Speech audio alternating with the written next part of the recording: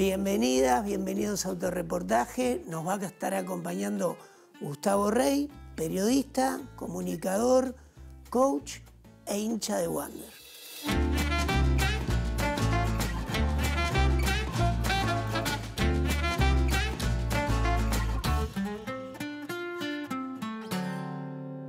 ¿Escuchabas la radio de chico? ¿Cuál fue ahí tu primer vínculo? La escuchaba y la empecé a escuchar jugando con ella cuando tuve sarampión.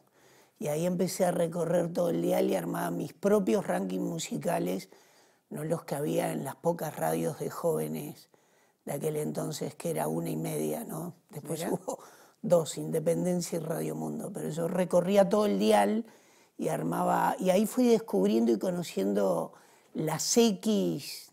Todas, te las puedo decir de memoria porque jugué mucho con ellas. ¿Y cómo hiciste con esa voz tan particular, que algunos le llaman rara, o extraña, o difónica, para entrar a la radio? No entré por mi voz, eso es clarísimo. Además había en aquella época otra tendencia de voces en la radio. Había voces de radio. Lo mío no era una voz radial. Más allá de ir a excelentes profesionales, María del Carmen Núñez, Berto Fontana, ¿sí? Con cada uno aprendí algo diferente. Con Berto Fontana, que fue un actor, él lo que me enseñó es aceptar el instrumento, como decir, esta es tu voz, tenés que querer tu voz, ese es tu problema, que si no querés tu voz, es como que no estás aceptando tu propio instrumento. Claro. Entonces eso me hizo como un clic, empecé a aceptarla, a decir, bueno, tengo una voz difónica, la trabajaré más, menos, más. Con María del Carmen Núñez también me dijo en algún momento, el problema es que tu voz no sea tan identificada con ese timbre difónico. ¿Caras y Máscaras fue el programa más importante que hiciste? Sí, lo fue.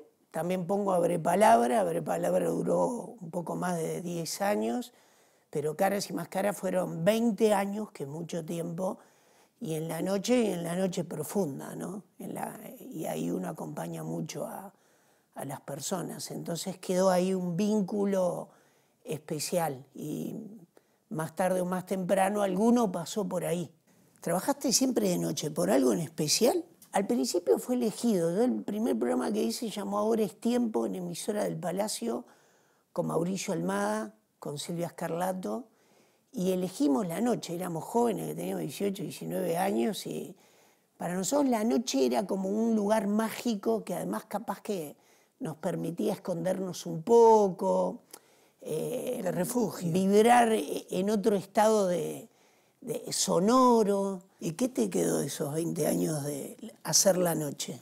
Bueno, yo me llevo recuerdos, que haya personas que hasta el día de hoy me recuerden algunos espacios especiales del programa, o que te digan, te escuché cuando tenía 15 años y hoy ya... la radio tiene ese vínculo que entra por lo sonoro, entonces hay un vínculo muy afectivo y afectuoso. Entonces lo que queda es eso, es el recuerdo. ¿Has tenido referentes importantes en tu carrera? En su momento yo tuve muchos, y capaz que lo bueno que tuve es que mucha amplitud de escucha. Pero, por ejemplo, yo no me puedo dejar de olvidar que dejaba la televisión y me iba a escuchar Hora 25 de los deportes, que la empezó Víctor Hugo Morales y cambió la historia de los programas deportivos, ¿no? Había un periodista español que empezó con la Hora 25 antes de Hora 25 acá. Escuchaba a Rubén Castillo. Yo no lo escuché en Discodromo, lo escuché en Un hombre y su música. Escuchaba de Nevin La 30, siempre le dije, hay algunos textos que los aprendí, que leías, que los aprendí por él. Por ejemplo, Groucho Marx, ¿no? Después me lo compré el libro. Escuchaba a Never Araujo en Sarandí de mañana, en vivo y en directo. Tuve la suerte luego de trabajar con Francisco Fontoura en emisora del Palacio, también aprendí mucho. ¿Has hecho otras cosas en la vida además de radio? Bueno, es que por suerte hago, porque si no sería difícil la vida, ¿no? Pero bueno, yo hace 1000 años que, como recién lo decían en la presentación, ¿no? Me considero más un comunicador que un periodista así de raza pura. Soy docente de hace muchos años y de hace miles de años también, no miles, pero unos cuantos, me he dedicado a trabajar con personas en áreas que tienen que ver con el coaching, siendo tutor, mentor. Son todas disciplinas diferentes, pero que apuntan a acompañar a personas en sus estudios y en sus entrenamientos, ¿no? ¿Por qué te gusta tanto la entrevista? ¿Qué entrevistas te marcaron? Bueno, me gustan porque también las sigo escuchando. Es como en esencia es una conversación con preguntas. Y a veces lo que más también trabaja es la técnica de indagar, de preguntar. Y yo de niño fui un niño curioso que escuchaba y que preguntaba. Nunca pensé que eso me iba a servir para ganarme la vida, ¿no? Te diría que por eso, y me permite aprender como jugando una entrevista. A veces no tiene tanto de juego, puede tener de confrontación, pero me gusta igual. ¿Y eso que haces de coaching, neurolingüística, qué es?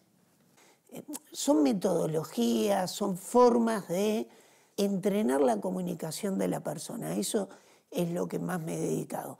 A veces para estar en un medio, a veces para hacer una conferencia, a veces para tener que trabajar en su estado más puro buscando objetivos, cómo desarrollarlos, cómo crear planes de acción, cómo trabajar su timidez, algo que yo lo trabajé mucho conmigo mismo en mi adolescencia. Yo era de los que en radio estaba del otro lado del micrófono hasta que alguien me dijo, ¿y si estás acá, por qué no estás allá? Bueno, en aquel entonces no existía un camino que te apoyaba o te guiaba a estar de ambos lados, del otro lado, ¿no? Sé que sacaste un libro de comunicación. ¿Qué es lo que te preocupa de la comunicación nuestra y de la comunicación de los jóvenes? Bien, el libro lo saqué porque había gente que me decía, ¿y qué bibliografía me podés recomendar? Y bueno, puedo recomendar muchísima. También fui sacando un libro a medida, que me pareció que fuera importante. Ahí está lo básico, ¿no? Pero si me preguntás de la comunicación de los jóvenes, si lo veo del lado, a ver, de alguien más veterano, casi siempre, fíjense lo que viene pasando a lo largo de todas las generaciones.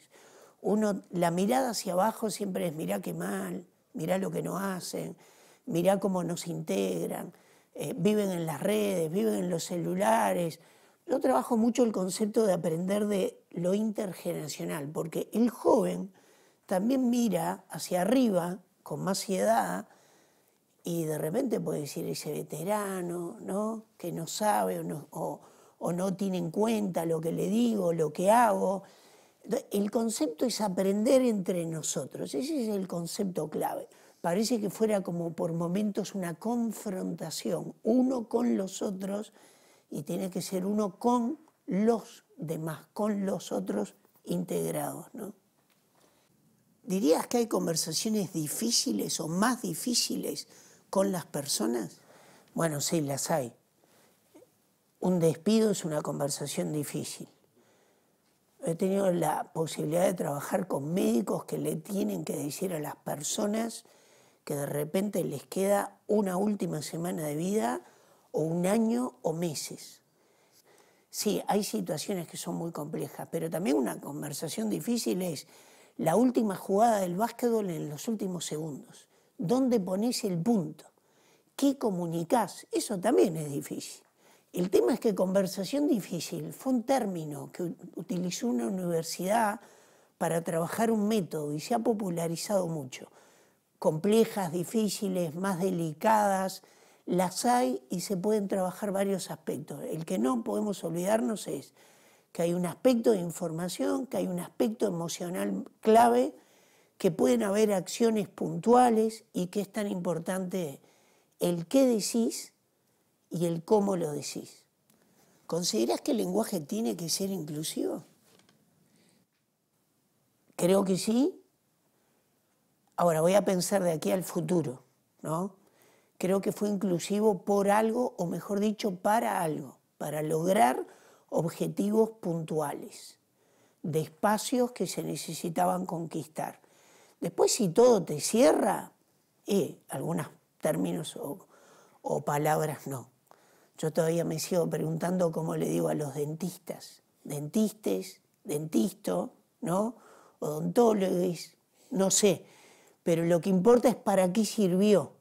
Y lo otro importante, no sé si lo tengo claro, pero el uso es el que va a decidir también. Justo se cumplen 100 años de la radio. ¿Cómo ves su futuro? ¿Y de tu futuro qué te preocupa? En relación al futuro de la radio es como el futuro de los medios tradicionales, ¿no? Estamos parados acá y estamos reinventando en tiempo real los medios. De la radio ahí surgió algo muy interesante, que es todo el fenómeno de podcast, que es radio en cápsulas, radio en menos tiempo, más tiempo. Parte del futuro lo estamos diseñando hoy. El tema es que cuando llegamos al futuro solo lo vivimos en tiempo presente. Entonces ahí veré qué puedo hacer. En cuanto a mi futuro, a mí lo único que me preocupa es mi hija, no tanto a ver de qué voy a vivir o qué voy a hacer, me preocupa de qué voy a hacer es en función de mi hija. Yo tengo una hija que vino a enseñarme muchas cosas. Nació con síndrome de Down, entonces también me ha hecho hacer esta pregunta. ¿Qué tengo acá que seguir aprendiendo? Esa es la pregunta que elegí, que me hago, ¿no? En materia de comunicación.